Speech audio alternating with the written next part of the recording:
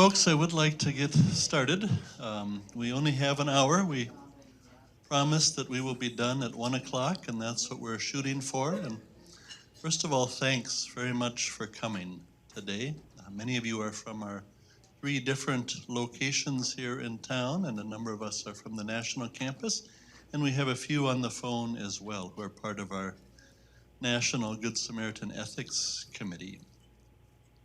I especially want to thank Gail as well, our mission integration assistant, who's done all of the logistics and arranging for lunch in the room, and Jim, who is in the other room, Jim Erickson, who is our technical advisor for all our video kinds of things. So they've done a lot of the work to get ready for today. And I'm not going to introduce Angela yet. I'm going to introduce Dr. Walker after I pray, who will introduce her. But would you pray with me, please? Gracious God, thanks for this lovely spring morning, early afternoon here in Sioux Falls. Thanks for all of the good gifts that you give us day after day, for a sense of the changing of the seasons. One day rain and a little snow, and the next day sunshine, for the fits and starts of the warm weather that's coming, for the little teases that we have of all the good that is ahead. We praise you. Bless us as we gather and think about ethics and the importance of wondering and wrestling with what's right or wrong or good or bad. Be with us, bless the food and our conversation today. Be with our speaker, Angela. Jesus, we pray in your name. Amen. Amen. Dr. Walker, I'll invite you to come and introduce Angela, please. Thanks, Greg. So I'm happy to introduce Dr. MacCabe today. She's a doctor of physical therapy from the University of South Dakota. She's been here in our great state for about 2 years, came from out west, and she is actively involved in teaching at the physical therapy school down in Vermilion. And I've been privileged to get to know her through the work that we've been doing together around protective step classes that we've been working on in our housing with services population. And she's been a great partner on that. And she had reached out to me and mentioned that that she has this interest in this approach to ethics, and wondered if this would be something of interest to the society. And I said, I think it is of interest. And so I'm really pleased to welcome her today to help share this information with us. Thank you. Thank you. Can you guys hear me okay? Yeah. Let me know if I get too loud. I tend to talk loud because when you're lecturing to 28 students and they're way back in the back, you have to kind of get their attention. So thank you for having me, and thank you for letting me come and talk with you about a model that we teach in the physical therapy program to help students kind of go through the ethical decision-making process. Our students are 24 to 27, 28 years old. They don't have a lot of life experience to help them with recognizing these ethical situations, and then also with how to solve them. And so this model was developed within the physical therapy community, and it's taught in all of our programs. And I thought it might be interesting to you to share with this model is kind of a step-by-step approach to kind of walk around an ethical issue and see it from all angles, and hopefully it will help you. So the objectives for today are to become familiar and understand how ethical principles guide decision-making, recognize and apply moral behaviors in the decision-making process, understand the types of ethical problems and how this understanding relates to decision-making processes, and explain how a framework can assist in ethical decision-making. And then finally, hopefully we have time to apply the RIPS model to some case studies that I brought. So Greg I was thankful for him to be able to provide me with your guiding principles, and I think that what I'm going to talk about today in terms of ethics really strongly aligns with your guiding principles. As we talk about, these principles are used for all society locations to assist and promote sound ethical reflection that leads to informed decision making. So I think it aligns pretty nicely with that. So what are ethical principles? We have autonomy, which is our ability to make our own decisions, to forge our own path. Fidelity, meaning that we will be faithful to our commitments. Veracity, that we will tell the truth and we're bound to the truth-telling. Paternalism, we all know as parents, we make decisions for our children because they're not really ready to make decisions for themselves. And so paternalism is really a decision-making process for another person based on our perceptions of what we feel is best for the person. Benefits is doing good.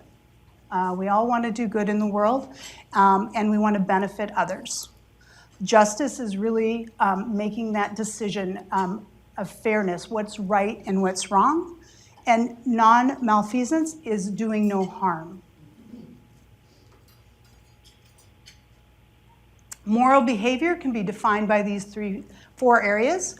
Moral sensitivity is really the ability to recognize when we see something that's not right or that's something that is impeding on someone's ethical values.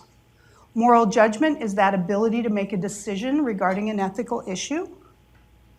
Moral motivation really reflects about putting the ethical value above everything else.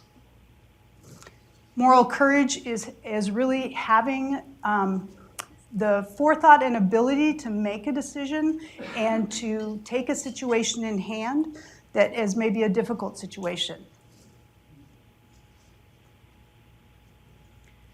Ethical problems can be viewed under these four areas. So moral distress is where we know what's right. We have a clear understanding in our minds of what's right, but we're unable to do what's right, perhaps because we do not have a locus of authority. We're not the one in charge that can make that decision. Or is it an ethical dilemma where there is more than one right answer? And which path do we take? And that's usually what gets us, right, is when there's two right decisions, what's the best decision for this situation? Temptation is where there's a clear right and wrong, but however, the wrong choice or the wrong path benefits us, maybe as an organization or maybe as a person. So that's called temptation. And silence is when our ethical values are being challenged, but we choose not to do anything about it. We kind of turn a blind eye, hoping somebody else will take care of it, perhaps. So why use a model? Are ethics black and white? No. Most times they're shade of gray, right? So we have these black and white issues sometimes of we won't kill anyone, right? We don't want, that's a true black and white. But is it? What if that person is harming someone or someone we love? Would we kill that person to protect our loved one? So not everything is always black and white. And usually with ethics, there are very few things that are black and white. So using a framework for decision making can help the consideration of the organization and societal issues that might be lost to an individual's issues. So it's really looking at all aspects of the ethical issue in relation to the individual, the organization, and society. Considering the action of your outcomes. Okay, so really thinking about the decision-making process. That's what a tool or a framework can help us do, so that we're not just making a decision to just get it done and get it over with and move on with our day or our life. It also facilitates a step-by-step approach, like I said, to really walk around the issue and look at it from all angles and decide what is truly the best in this situation and how can we make good decisions. So the RIPS model is the Realm Individual Process Situation Model of Ethical Decision Making. It's a big mouthful, right? So we use RIPS. It was developed by Dr. Swisher, Arsland, and Davis, and put forth for physical therapy education to help provide our students a framework to really look at ethical issues, because we see ethical things in our life all the time. And as healthcare providers, we are really bound by our code of ethics to do right by patients, to do right by the people that surround us. And so helping them to see and how to analyze situations is an important part of our educational process with our students. This RIPS model can be applied by an individual seeking counsel, like for instance, a manager can apply this model and then make a decision. It helps them make a decision regarding something that's maybe just at that level. Or it can be used by organizations and an ethics board such as yourself to really come to a consensus about what is the right way to proceed. So step one is recognize and define the ethical issue based on this realm, individual, process, and situation. So what I'm going to do for you is I'm going to go through and we're going to define some of these steps in more detail. And then we're going to apply it to a case together. And then I'm hoping to have time where we can break into small groups, and I'll give you another case study for you guys to work in small groups and see if you can apply the model to this other situation. All of these case studies that I'm going to use are real, that I've been a part of in my career. I've been a physical therapist for 30 years. I have worked in the skilled nursing environment quite a bit during my career, and these are actual cases that happened while I was working in that environment. So realm, we want to look at this based on the individual. How does this issue or difficult situation affect the individual? How does it affect the organization? And then does it affect society as well? Then we want to look to the moral sensitivity, judgment, motivation, and courage. What does this situation call us to do? Is it merely just to recognize what's going on, or do we need to make a judgment about it? Do we need to have the moral courage to make a decision and put forth that decision into the situation? The issue or problem. Is this a dilemma where we don't have the ability to make the decision? Is this distress? I'm sorry. Dilemma is which of the two or more courses do you take? Distress is not being able to make the decision. Temptation, are we tempted with right versus wrong? Because the wrong course of action actually benefits us either personally, professionally, or organizationally? Or is this something that we're just going to sit back and not do anything about? So as we are gathering this information, and we really want to do a good job and gather the information, all of the information we can. We want to consider all the stakeholders. We want to consider all the different angles. We want to ask ourselves some questions. What are the facts of this case? And we don't want to use conjecture, hearsay. Okay? We want to actually know what are the facts that are going on and how is it relating to everything? Who are the stakeholders? Who are the people that this is going to impact, either the decision or the situation? How does the individual, the organization, and societal issues reflect on one another? What are the possible consequences of this decision making? Is this something that could turn into a new policy and procedure for the organization? Is this something that we haven't come across before and is going to change the rules across the nation in all of our facilities? Or is this something that we're just dealing with individually? What are the relevant laws, duties, and ethical principles and obligations? Okay, we always have to consider the law in what we do. Are there professional resources to assist? Is there a policy and procedure manual that clearly lays out the steps that we need to take to solve this problem? Or is there perhaps a code of ethics that helps us? So we as physical therapists have the Physical Therapy Code of Ethics that's put out by the American Physical Therapy Association. And we teach students that we really need to reflect in these decisions and consider our code of ethics. So there might be code of ethics for you as nurses, as physicians, as administrators. Okay, so thinking about our code of ethics as well. Is this a right versus wrong situation? Or are we dealing with right versus right? Okay, we gotta kind of answer all these questions and really gather the information prior to making a decision. So there's some right versus wrong tests, okay, that we can kind of think about our decision and what we're gonna do, and really test our decision prior to implementing it. So the legal test is pretty obvious. Is this legal? The decision we've made, are we going against any laws, any ethical codes or principles that this decision would not align with? The stench test, you know, your gut. Does this feel right? Right? Is this the right thing to do? And a lot of times we know what the right thing to do is, okay? The front page test.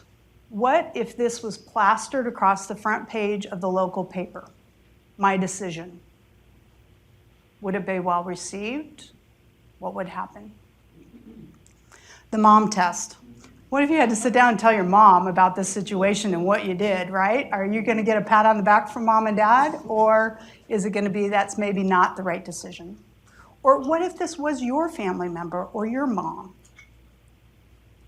How does your decision in that light, in that context, how does that feel and how does that relate? And then, of course, us as professionals, okay? Does this align with our professional obligations?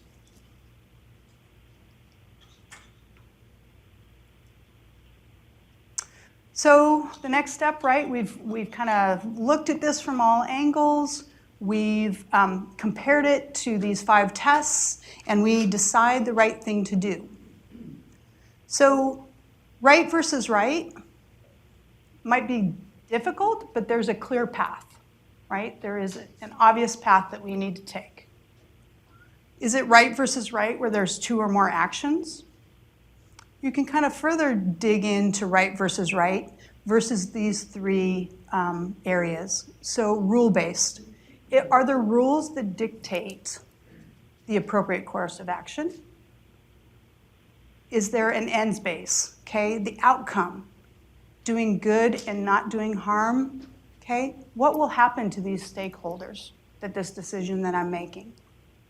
Or is it care-based, where we're concerned about the relationship and we're concerned about others? So it just kind of helps further define the decision-making process in those 2 areas, right versus right or right versus wrong. So then we need to implement, evaluate, and reassess. So we want to implement our decision. We want to let everybody know, our stakeholders, what the decision was and how we're going to move forward. Are we done there? Do we just wash our hands and then move on to the next problem? Well, we could, but there's value in reflection. And that's how we learn as adults, right? We're experiential learners. We learn from experiences, and then after that, we need to reflect on those experiences to help us know, did we make the right decision? Was there information that we didn't know about, but now that we do, that changes the decision? Okay? It helps us become better at what we do if we sit back and reflect a little bit. So what were your strengths and weaknesses through each of the steps? Was it pretty easy to walk through the model, or were there difficult situations that you really had to think about? Okay? Was that course of action correct? And then what can you as an individual or a board learn from this situation? Okay? Do you need to maybe implement some new policies and procedures so that this doesn't happen again and you're not put in this position again? And is further training needed, either for you as a board or for your members, the people that are taking care of families and people in your organization? Is more training needed and how to approach that? So here's our case example, and we're going to walk around this together, and I'm going to help facilitate this. I noticed that I don't really have a wipe-off marker. Either that or I noticed there was paper over there, and there is a regular marker. I just don't want to use the regular marker on the wipe-off board. So we can do that. Awesome. Thank you very much. So I'm going to read this case example to you. So a 72-year-old female, Greta, has been admitted to your skilled nursing facility for rehabilitation therapy after hospitalization. She is alert and oriented ×3. So that's person, place, time. During the admission process, the nurse asked the patient why she was hospitalized, as the admissions packet is with hospital records and is still in the front office. The patient reports that she developed shortness of breath and weakness and was admitted for evaluation. She states that the doctor released her from her hospital, telling her that she is weak and needs some therapy prior to going home. The family is present and asks to speak with the nurse privately while the CNA is settling their mom into the room. The family reports that once out in the hallway, the family reports to the nurse the real reason for her admission. She's been diagnosed with stage 4 non-operable lung cancer with weeks to live. The family states that they are withholding this information as not to upset their mother, as they do not want any of the staff to tell her about her terminal diagnosis. The nurse brings the issue to the attention of the ethics board. Okay.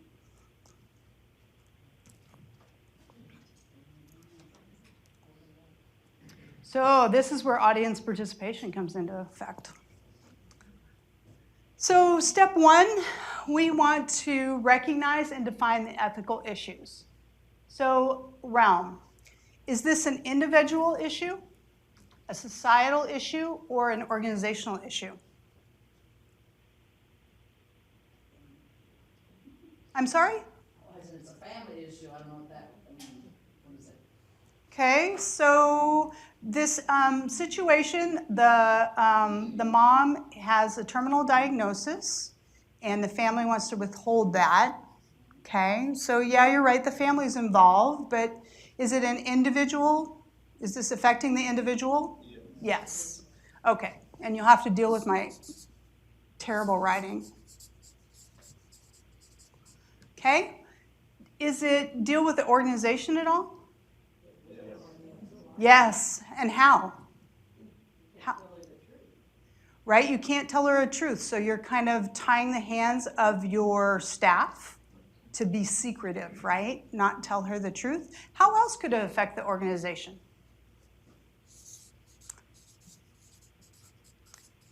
If we accidentally divulge to the patient that her diagnosis, that would probably make the family pretty mad, right? And they may go out into the community and spread bad things about your facility, okay? Or if we go against their wishes, okay? She's competent, right? She's alert and oriented, right? So this could have effects on the organization. Did you have something, sir? I lost it. Okay. In terms of her care, if the care that she's receiving is different than what is medically prescribed or required, would that affect the organization? Absolutely, absolutely.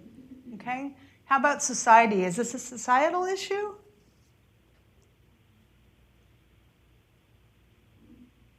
Not overtly, but go ahead, Greg. Maybe if the family is reflecting a broad societal perspective of protecting family members who are terminally ill, that's an issue that needs to be wrestled. Okay.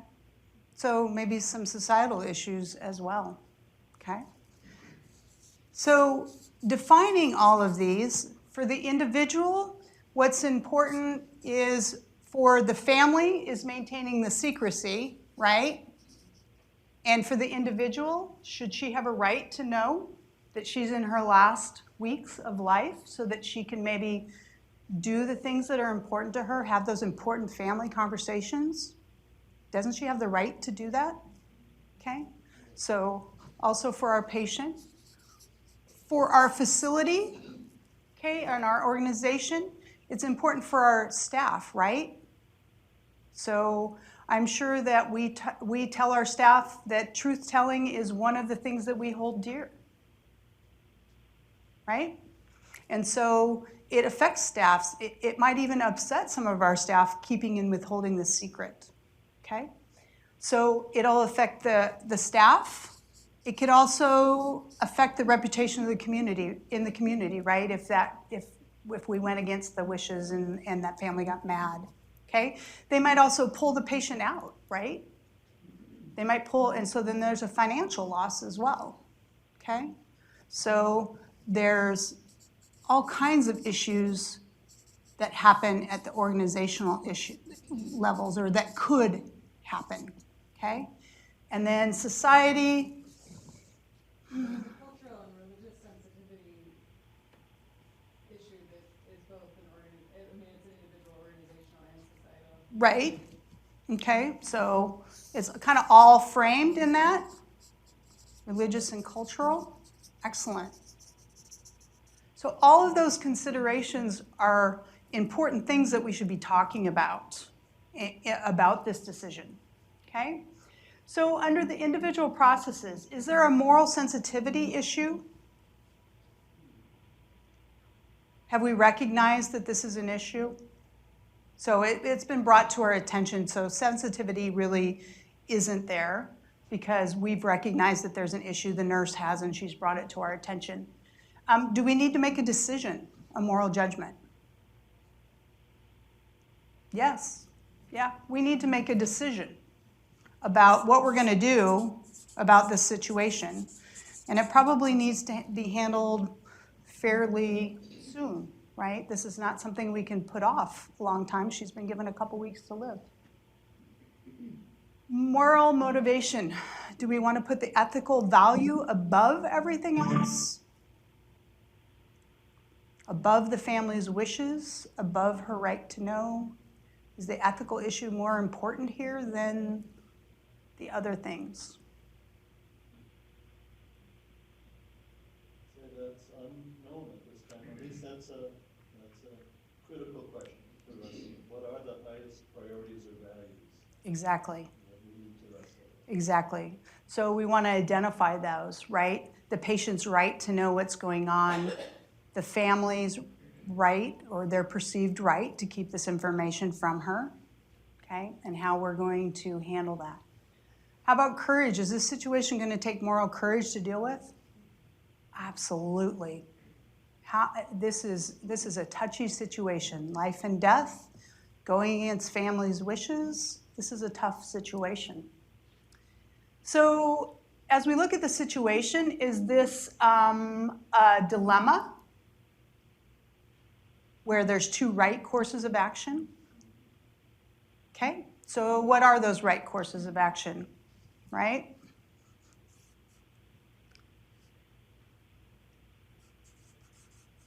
Okay, what could we do? We could tell her, right? So we could tell the patient. We could withhold the information from the patient. Oop, I can't spell. There we go. What else could we do? Is there any other options?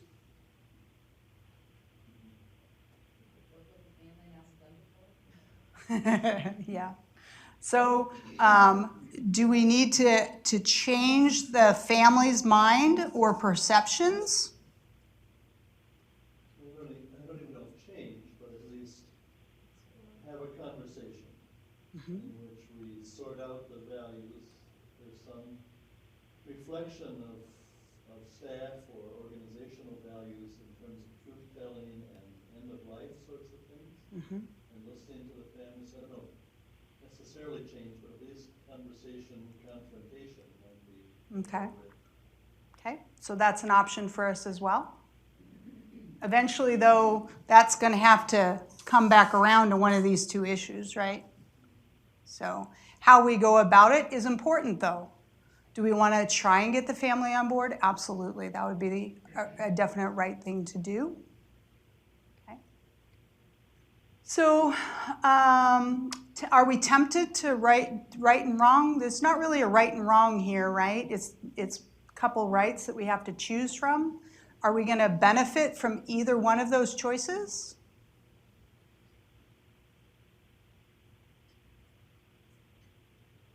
Not really. Not really. So we can kind of cross that one off the list. Are we going to be silent about this and just see if it plays out, see if someone happens to slip the information to the patient? a nurse that doesn't feel it's appropriate and she tells them anyway and kind of takes it out of our hands? Are we going to be silent about it? How would your board, would this be something that you would come to a decision on or something that you would just be silent about? Silence would be a temptation, I think, for me. So those last two together, it'd be tempting to simply say, well, the family's made a decision, we're going to honor the family's wishes, even though there's a strong sense among the caregivers that somehow we are betraying the individual or robbing her of the benefit of knowing these were her last words. One difference, Angela, for a Good Samaritan's ethics committee is that typically we say we don't make the decision. If there are people involved, we try to tease out all of the options that you were talking about and the consequences of the options. And then the people who are most closely connected need to make a decision. And this one, I don't know if that's strictly the family members or if that is also the immediate caregivers. Those would be the two most connected. So as an ethics board, when things come to you, you don't make recommendations of what should happen? Well, unless it's really clear, but if it's truly an ethical situation in which there are two rights, then no. We try to simply say, if you make this decision, you go this way, here are the consequences we can see. You do it this way, these are the consequences. So interesting. So many ethical boards don't work like that. I think you can probably attest to that, Dr. Walker, working in hospitals where these ethical issues get brought to the board and the board makes a recommendation and that's what's comes down the pike and this is how we're going to deal with this. So interesting kind of spin to this, definitely. So as we go through that, we want to reflect about the facts of the case. I think we understand those pretty well. The stakeholders that are involved, we want to have it's the individual, the person, as well as the family, as well as the staff and the organization, okay, are all stakeholders in this. Are there consequences to going either way? What's the consequences of telling her that she's dying?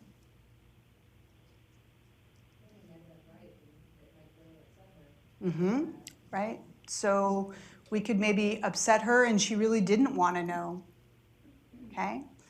Or it could upset the family. The family could pull her from our care.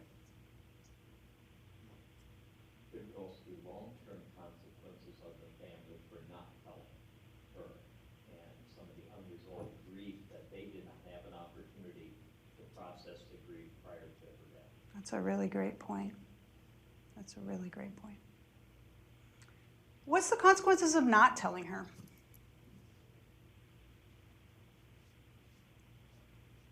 You offer being able to say goodbye, or to make some final decisions or allocations of property. So that autonomy piece, right, of her making her own decisions about how she wants that to happen, right? So, or right to die issues. I mean, there are states, I don't think South Dakota is one of them, but there are states where you can end your own life with a terminal diagnosis. So that takes that option away from her, the ability for her to have autonomy. There's, again, cultural or religious translation consequences. If the request on the part of the family came out of a tradition, either religious or cultural, translating whichever decision to the rest of the stakeholders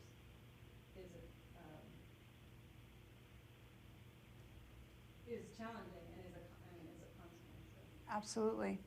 Absolutely. There could be, and hopefully we're teasing out all of this, right? We're teasing out those cultural, religious issues, kind of getting all the facts of the case before we make a recommendation or a decision. So, I'd say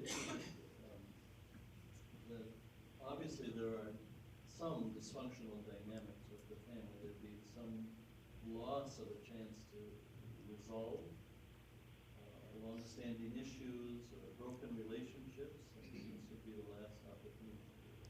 right. That's not necessarily true, though. I mean, because there are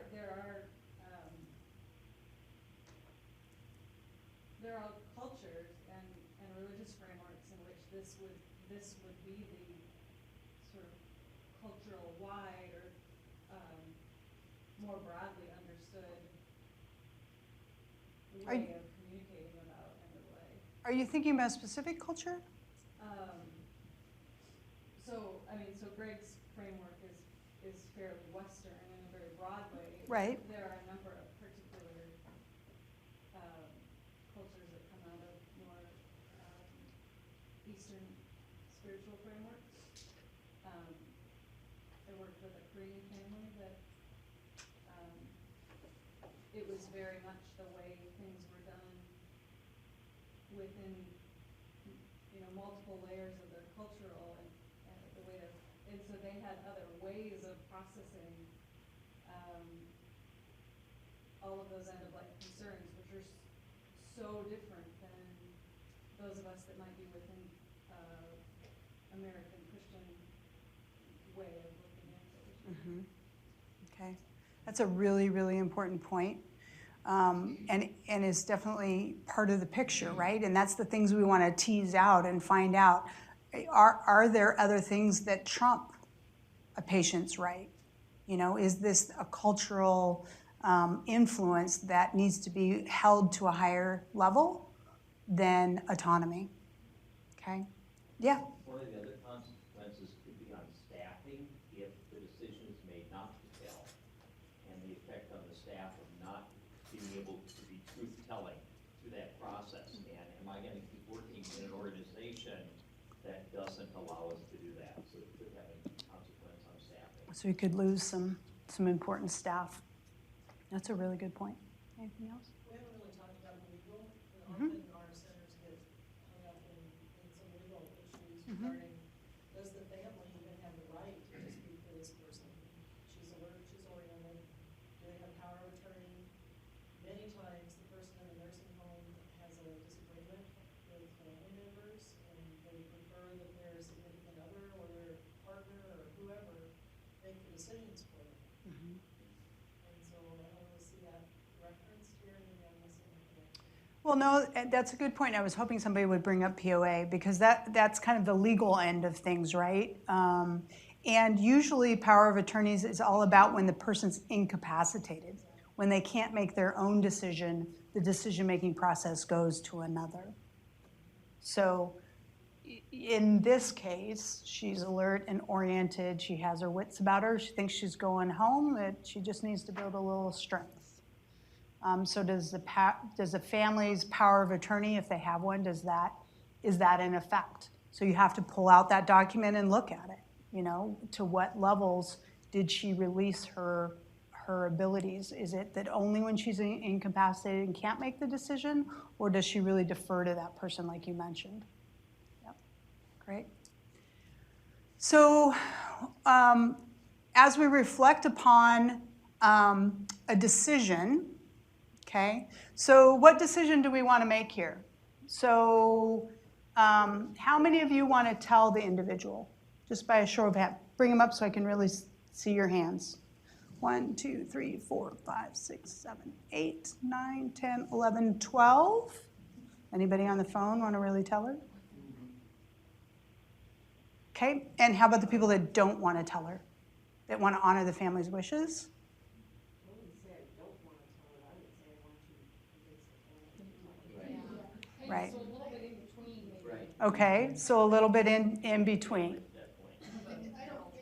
And another alternative, awesome. I would just like to see our staff have conversation with the person about what she wants. Not saying that she's got a terminal illness or not, just visiting with the person about what her wishes are, how she lives her life. Mhm. And Who would that fall to in your organization? Would that be a social worker or? in a lot of centers, it's a social worker. Uh-huh. The centers are allowed to pick. Uh-huh, okay, How many social workers are in the room? I'm referring to the chaplain. right, the chaplain, yeah, It's sometimes hard conversations to have. with Absolutely. people with that topic is considered. absolutely. And you guys are really fortunate to have a chaplain to lean on. Many organizations do not have that expertise to kind of bring in that perspective. So, After I yeah. had that conversation, if she said she would wanna know, we got to that point, then I'd tell. Just outright get it done. I think too that we kind of don't know why the family, we need to have some discussion with the family about why they are feeling the way they are about this. It Right. may be that this is the factor that mother expects of them, Mhm. even though. That they've had a conversation before that mom says, if I'm ever terminal, I don't want to This is the know. way it is in Mhm. our family, so Mhm. we need to know the why, and then we need to do the education. If she really has weeks to live, what end of life will come, Mhm. ready or not. Right. Let's get them ready, and then, really, people oftentimes, whether we tell them or not, they know that they're at end of life. Right. And so sharing even that information is, your mom probably knows, Mhm. it's not really a secret. Right. And offering that, Mhm. that comfort and, Mhm. getting that communication going. So, Okay. I don't know if we can say, tell her, don't tell her, just need to do some work first. Okay. So let's just, for devil advocate's sake, say that we have talked to the family. We have really counseled them and tried to help them understand the importance of letting mom know, and they still are adamant. They don't know that mom wouldn't want to know. They just think that that would be best. It would cause too much drama in the family. They just want to keep it a secret. Okay, so let's kind of frame it with that for devil's advocacy. So the group wanted to tell her, so we've decided that we're going to tell her. So who should do that? If the family's adamant they're not, who should we think about? The doctor. I was waiting for somebody to say that. Ding, ding, ding. Right? Maybe hand in hand with the chaplain. Okay? But really, this information needs to not come from a CNA that's helping her in the bathroom, right? This needs to come from a physician that can explain her options and answer her questions. She might have a tremendous amount of questions. She might say, I knew that. I heard them talking in the hall. I knew it. It's okay. Let's pretend that I don't know for my family. Well, and honestly, it would be fairly weird that the doctor hadn't already had the conversation and talked Right. to her. So that makes me, wonder what would have led to that situation to begin with. So I'll put a plug in for the medical director. Might need to get involved, because if if whoever the attending physician is hadn't already been willing to have that conversation and kind of accepted that directive from the family, and we're now making a different decision as an organization, we would probably need to pull in the medical director as part of that conversation as well. Yep. So this was a real case. This really happened in our facility that I was involved in. And the family was adamant. They didn't want them to know. Okay. So once we make that decision, we want to run it kind of through the stench, the legal, what would happen if this was on the front page of our paper, right? So facility tells mom she's dying, family doesn't want it, okay? Or they pull mom out of the facility, okay? How would that look? How would that reflect on your organization? How would it be viewed by society? Also, just from a professional standpoint, of really advocating for our patient. I know that's a big part of physical therapy, is that we advocate for people, okay? And so I would argue that we would advocate for her right to know, but that's my personal opinion. So we kind of go through everything, and there's really no rule that tells us what to do here, right? We want to know in the end, is there good and bad of this decision? And it's really care-based, right? We're trying to take care of the family and the patient and help them through this terrible point in this person's life. And so then we've made the decision, we're going to tell mom. We couldn't get the family on board, so the physician and the chaplain went in and they talked to her. Then we want to kind of assess, how did it go? What went well? What didn't go so well? Would we make this decision again? And so that reflective piece is really important. And as a board, and also as individuals, as managers, I mean, think back to some of the decisions you've made, tough decisions you've made in your career. Did you sit back and think about how it went and maybe put more thought into it? Or was it, all right, I'm done with that, let's move on to the next problem? Okay, that reflective piece is really important, and I would challenge you all when you are making decisions, no matter how small or big, that you're really thinking about how did this go? What could have gone better? Did I need more information? Did I rush this decision? Would I make this decision again? Okay, because that reflective piece is really how we learn as adults. So, Can I just bring up one more thing? please. And I'm just thinking about the rules-based part of this, because I think to some degree CMS has given us a whole lot of rules Yeah. that are above and beyond sort of the legal kind of stuff. And so there's, a really expanded section on resident rights that probably would pretty clearly say that residents do have a right to this information and self-determination. And so I think that when something like this comes up, particularly now that there's kind of updated rules there, that it would be important to pull those out and really look through those, and when it becomes available, interpretive guidance around that to help think through the different consequences. Not that we would go against what we thought was right for a person because it was in the rules. I think that could come up, that maybe what CMS says we have to do and what we think is the right thing to do might not always be in alignment, but we would have to think about that from the perspective of the consequences. Absolutely. So yeah, taking back a look over it. So that's a really good point. So I have 3 case studies. We have a little bit of time. So why don't you guys work with this one, and maybe a couple people from, guys can, maybe the back row can kind of split between the rooms. And I know we don't have much time, but if you could just kind of look at the case and start to kind of record on that top sheet, kind of what are the things we want to do, and see if you can address it. They're all the same, so that you have multiple people can look at them at the same time. And then if somebody can be the recorder for that. And just spend a few minutes and just see if you can, I know we don't have much time, but see if you can come to a conclusion. What would you, if this decision rests with your group, what would you decide to do? Is it 3 different cases or one? There are 3 different cases. They're all different.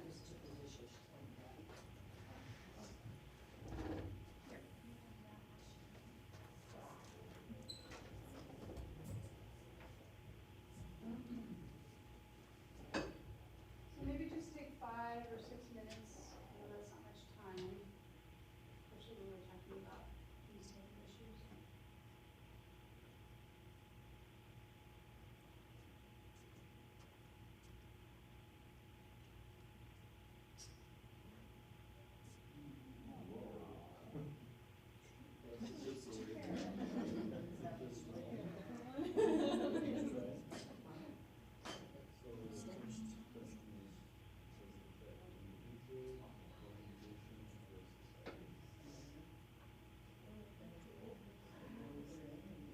And then somebody take this, I'll what's up there too.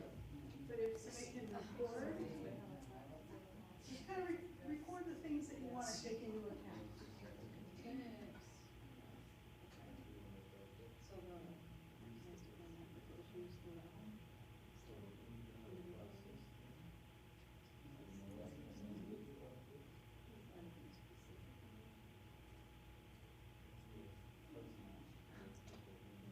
These are hard.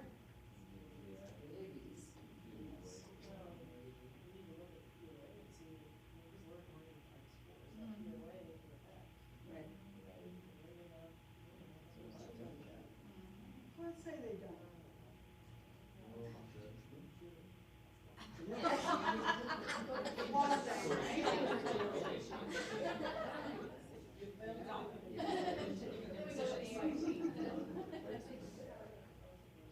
If the first 2 you want about is able to be at home and to take care of their pets, you know, you might be a little oriented with the fact that they physically to do it.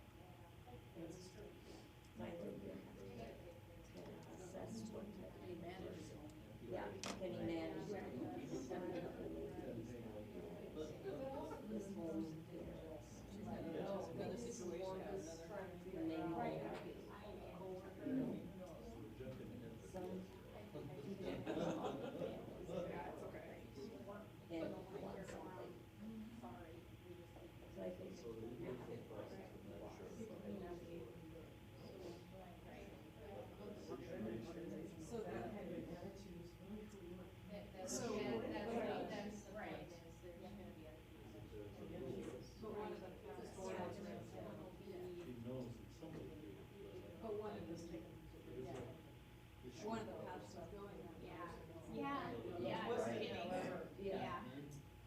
Open. And then you're in a small facility, everybody knows everybody, They what's already going on. know, they already know So, something. Yeah, Everybody knows what's happening Yeah, somewhere. yeah, For a small because, town. For a because small town. it is Kramer small Right, town. to So, honor and I think policy, there's but also, if the it's position right was to eliminated, because recognize even if the patient comes home from a resident, he believes he's only gonna be there for a week, the door would be open for him every night. Medication. Depending on what stage you're in. I will take good notes, right. Well, and it, I mean, and somewhere like South Dakota, that essentially doesn't matter, but there are some states So, where that, what? is a possibility. Kids talk about. Yeah, I think you just steer the conversation away from her pregnancy. And she doesn't know And what is who to do it, and really, she asked the one person she thought might be the stakeholders. would you let her not take your medication? No. I was thinking. Just a kid.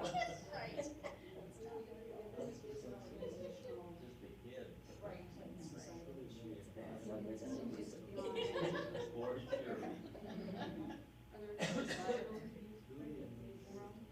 Well, and I was no way arguing with that. Right, no, Saying no. that's About not those right. 5 tests. I think that's probably just the rest that you. Legal? I don't think there's anything legal. Yeah, I think it has implications on Sting? the ability of everybody. But this certainly, I mean, this doesn't seem that great to, Most of the for her advocacy and to Just for Joyce.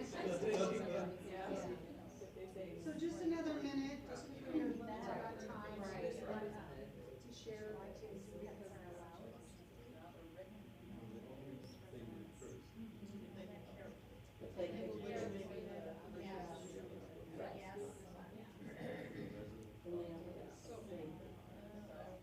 Nobody likes her.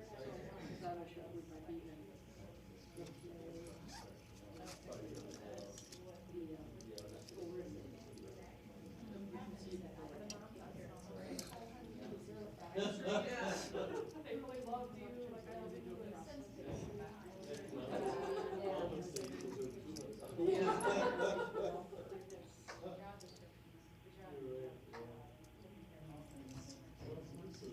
this is-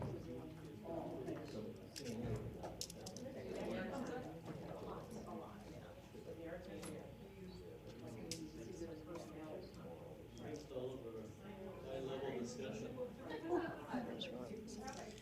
Okay. All right, I know this is really not, I love the conversation. I know this is not really enough time to really apply the model fully, but for the sake of time, I do want to just share the cases really quick. So our example number 2 is a CNA who works in a skilled nursing facility, comes home from work at the end of the long day while emptying her pocket, she finds a $100 bill. She does not know where it comes from, but it might have been a family member for one of her patients who gave her a hug earlier in the day to thank her for caring for her mom. She goes to work the next day and calls the family member asking if they had given her the money. The family denies giving her the $100 bills and says, "I wish I would have thought of that."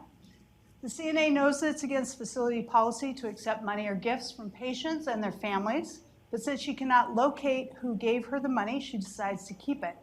She is discussing it with one of her friends, also a coworker in the lunchroom.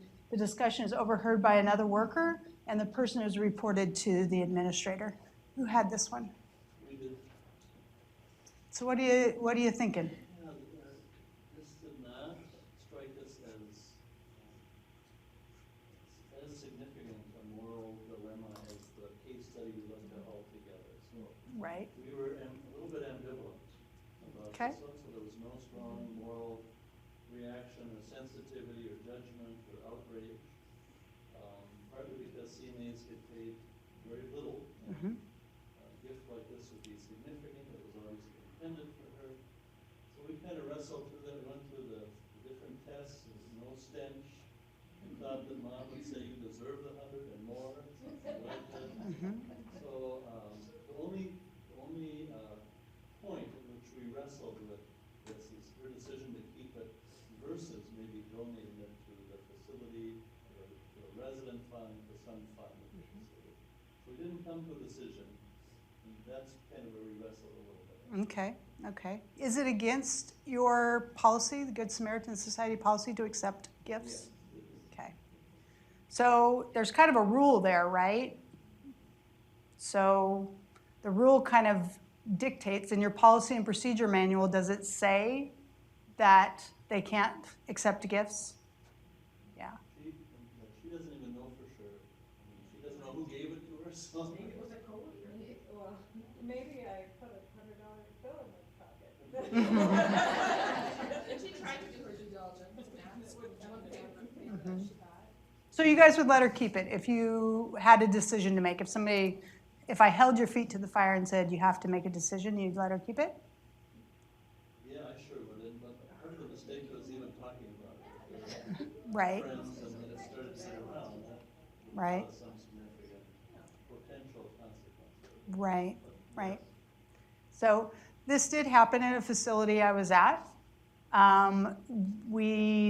The administrator spoke with the individual and told her really it was against policy, and she did end up donating it to a resident fund, a Christmas fund, to buy Christmas gifts for the resident. And so that was the outcome of this. So they were very clear that she shouldn't keep it when they talked about it. So on our ethical board, she was very clear. So just interesting. Okay, the next one, for the sake of time. Henry's been admitted to the skilled nursing facility with an acute exacerbation of cardiopulmonary disease. The CNA gets him settled into his room. He's alert and oriented ×4, so meaning that he understands his condition and he knows what's going on. That's that fourth one. He states he's eager to get home to care for his 2 dogs and is irritated that his kids, who have power of attorney, have talked the doctor into placing him there. He has only agreed to stay 1 week. The CNA comes out of the room and hears the son and daughter talking. They've turned all his pets over to the Humane Society and are meeting with a realtor in the morning to sell Dad's house because they're tired of dealing with all these. They have to, every time he ends up sick, they have to come back into town and deal with the situation. So you guys had it. What'd you guys decide? Say, Angela, just to know, we Yep. need to end with this one, so Oh, I'm sorry. we should let this be the last discussion. So, and then while we're discussing that, I'm going to pass out. If you would please just take a minute to give me some feedback on my presentation. It's required. I'm actually doing this for a class that I'm pursuing my PhD. And so I need the feedback. So if you could just take a minute and fill this out and then give it to Greg and he'll seal it in this envelope. I will not see any of it. So if you could do that for me while we're talking. Go ahead, you guys. We didn't get very far. We thought the family should go to the Humane Society and live there themselves. I like that. It affects everybody and, what is this? You know, do they really a have minute, pen. POA if he's that alert and? So they don't, right? The POA said that when he's incapacitated, they can make decisions. So this one really did happen. By the time we found out, we told we met quickly as an ethics board, and the administrator then talked to the patient and the family together and told them that they couldn't just make these decisions for him. He was infuriated at the loss of his pets, and we were able to retrieve his pets from the Humane Society. They hadn't been taken away yet. And one of the CNAs agreed to take the pets for him. However, this eroded his relationship with his children, and he didn't want anything to do with them anymore. So it was kind of a sad situation that this ended up being. And last I knew, he had discharged home, and the CNA had given him his pets back, and life was good, the last I was aware. This last one, just while you guys are filling this out, is about a CNA who refuses to care for a patient with AIDS because it's God's will that they have AIDS. it happened. So what did you guys decide? Or what did you talk about?